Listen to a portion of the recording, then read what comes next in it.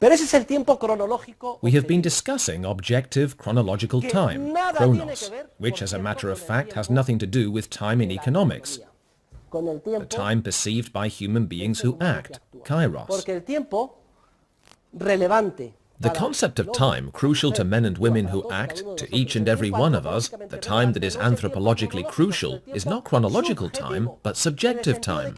It is the time the subject, thus the term subjective time, experiences as he or she acts and completes the different stages in his or her plan of action.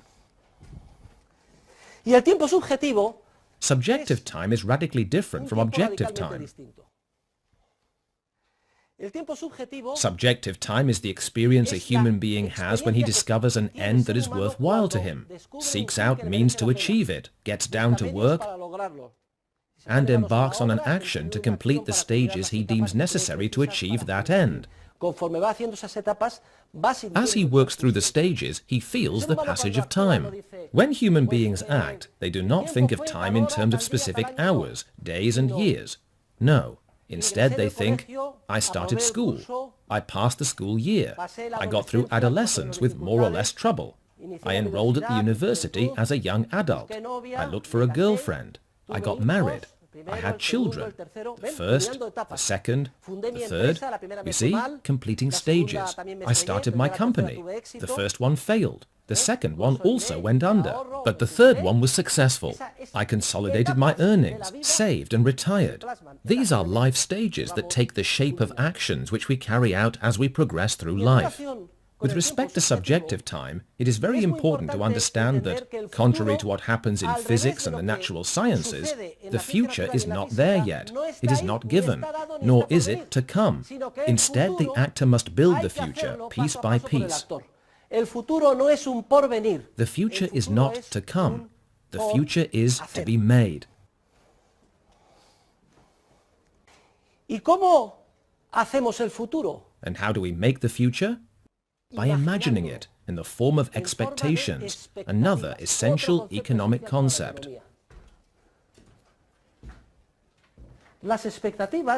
Expectations, dear students, share the same nature as our memories of our past actions. We creatively recombine these memories and project them into the future. In fact, we are going to do an experiment together in class today. I am going to demonstrate to you that there is no difference between remembering the past and imagining the future. Let us do this experiment. We are all going to close our eyes now, and we are going to recall the most pleasant moment we had last summer, during vacation. Let's do it. I am closing my eyes, and I have my image ready. Okay. And we open our eyes. Now, I'm going to ask you to please do the following.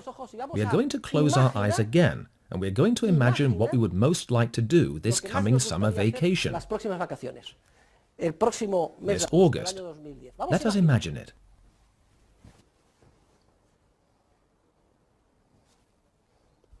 Hecho. Done. Miren. Listen, the experience of recalling the past is qualitatively the same as the experience of imagining the future. I'm going to share with you the most pleasant moment I remember living this past summer.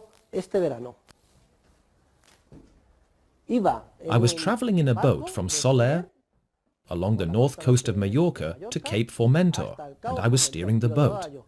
On that day, the water was as smooth as glass, and we were gliding peacefully along at 20 knots. And suddenly I saw some dolphins leaping through the water, and my young children were delighted at them. That is the scene I have just thought of, the one that has occurred to me as the most pleasant from last summer. But now we have made an immediate leap to imagining a possible future scene. Something we hope becomes a reality, something that is therefore an expectation. We have imagined what we would like to do. Some would like to take a trip, others spend time with a special person, others rest, others, etc. And we have visualized what we would do. This is a very interesting exercise because whenever we act entrepreneurially, we visualize a future end. We imagine something we would like to achieve, along with the stages necessary and the means available to us, all in the form of expectations or imagination.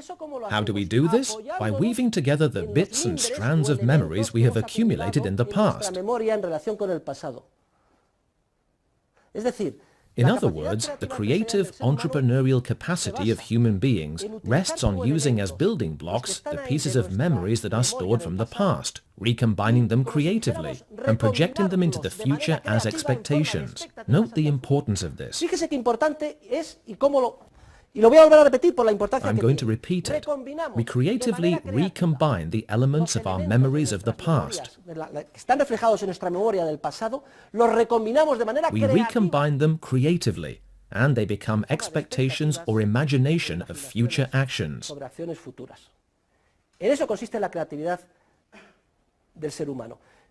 The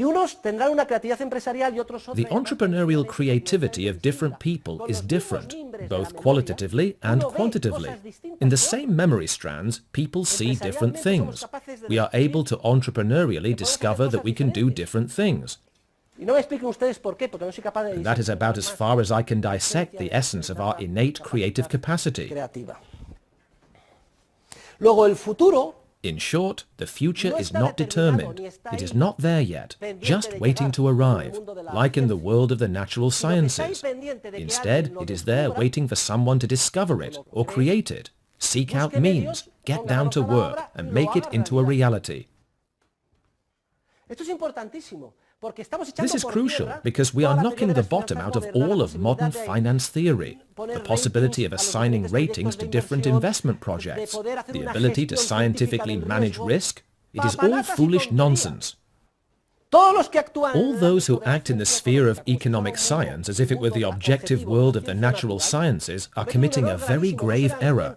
They are failing to see the huge gulf that separates the creative, entrepreneurial nature of human beings from the world of natural sciences.